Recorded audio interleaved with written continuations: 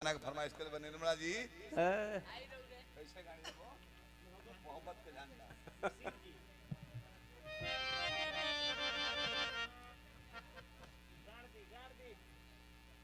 बड़ी जल्दी खा लेनी जी देरी कुछ ना ठोई दकाए वो ने ठोई देना हाँ ना बहुत जल्दी खा लेनी जी निर्मला जी आई भरपेट भइल नु चली भगवान करस देरी से पचे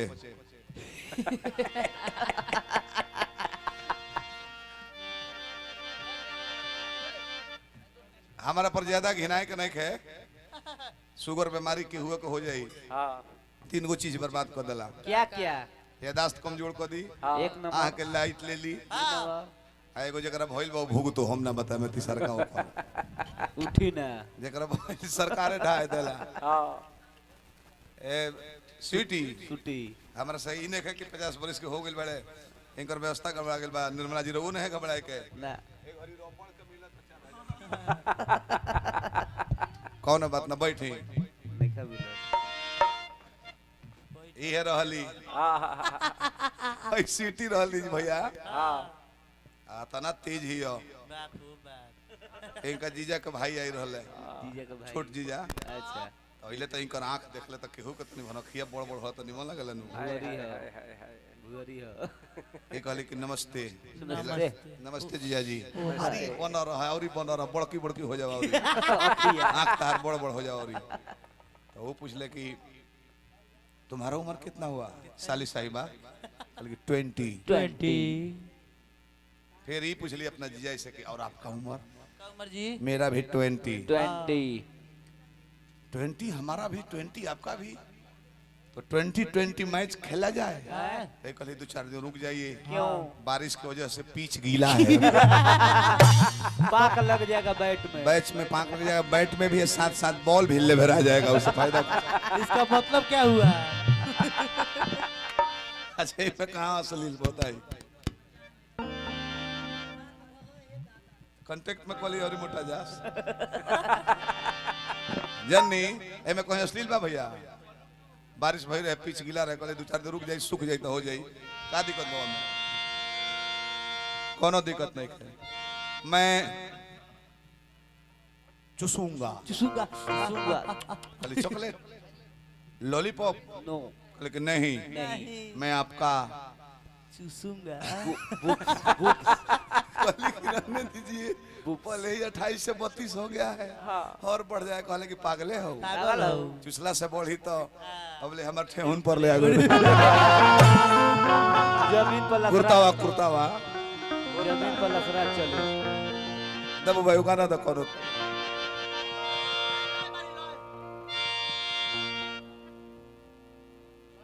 तब एगो मार दहो लॉकडाउन में गोले रहनी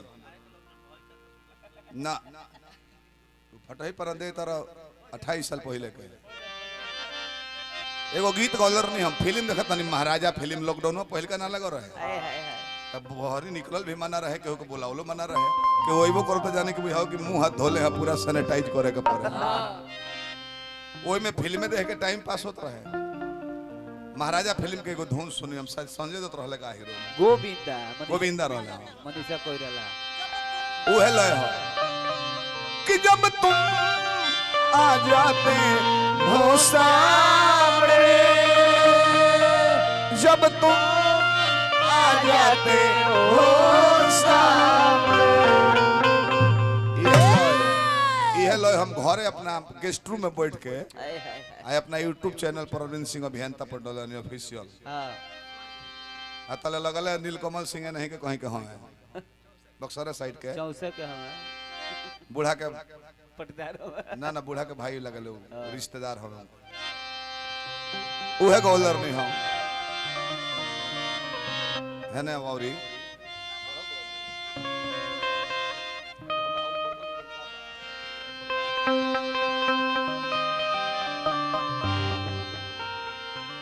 दिल दीनो रतिया रोता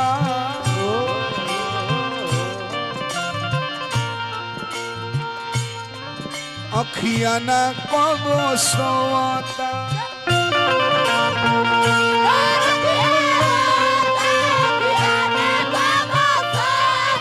दिल दिनों रोतिया रोता अखिया ना कबो सोता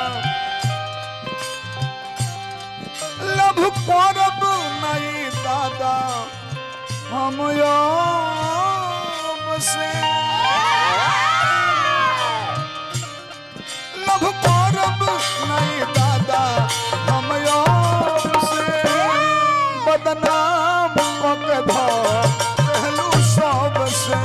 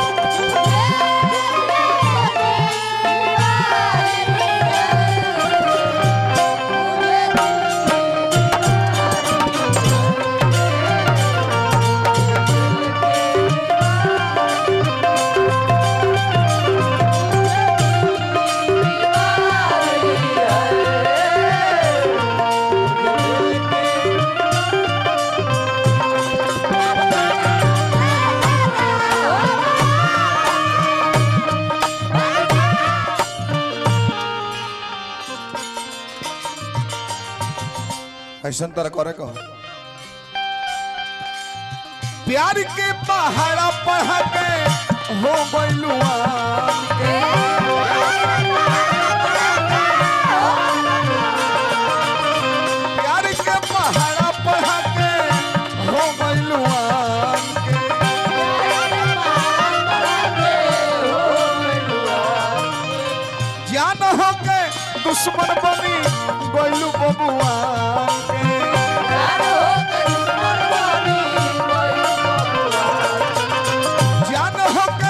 दुश्मन बनी गइलु बबुआ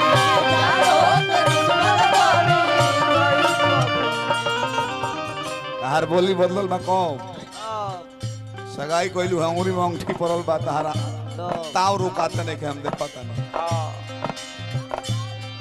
आइल बानू तू सगाई कक जाम से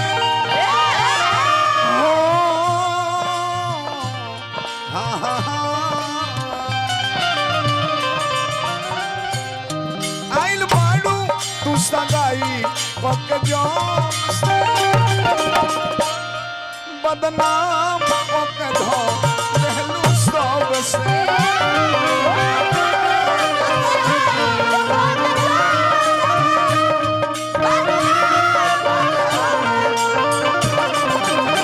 बाड़ू तू सगाई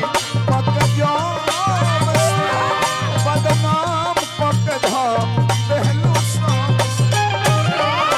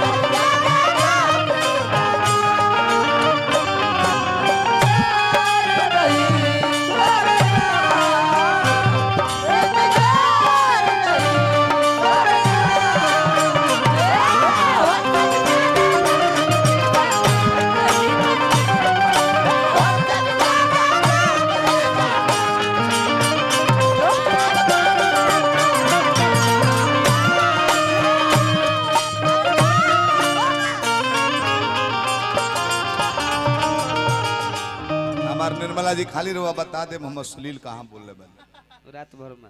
निर्मला जी के एगो लड़का बा 8-9 साल के एक दिन प्रोग्राम में से यहाँ घरे चल गए नहीं प्रोग्राम रहे तो हिंका से कहता है मौसी जी मौसी जी ये क्या है? क्या है क्या है बोलिए ना। कहले गुब्बारा। गुब्बारा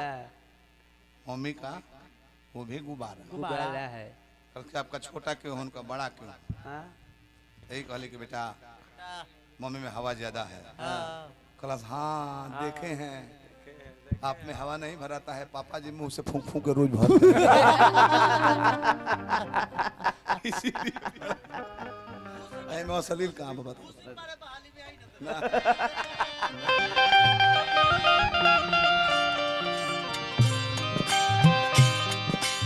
सारा सपना हाथ में अपना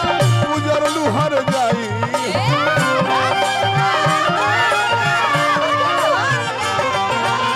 सारा सपना हाथ में अपना उजरलू हर जाई।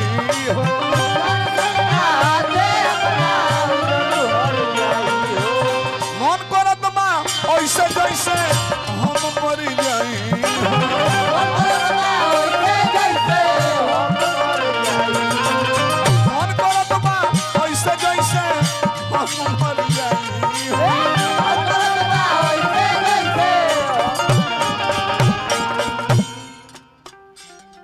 हम कहती ना भैया चुटकुला जनी गनो गावत ने संगे संगे कहत रहता नहीं हे लोग के डीजलो के दाम निकले के चाहिए। हाँ वेरिएंट सेल वाले घरवा के बगल में एगो जाने पहचान के केरा बेचेला भूसावल वाला बड़े बड़े टेढ़े टेढ़े निर्मला भौजी गोइली की ने हाँ केरवा तो कहते ज्यादा पक गया है, बहुत पुल पुल हो गया है।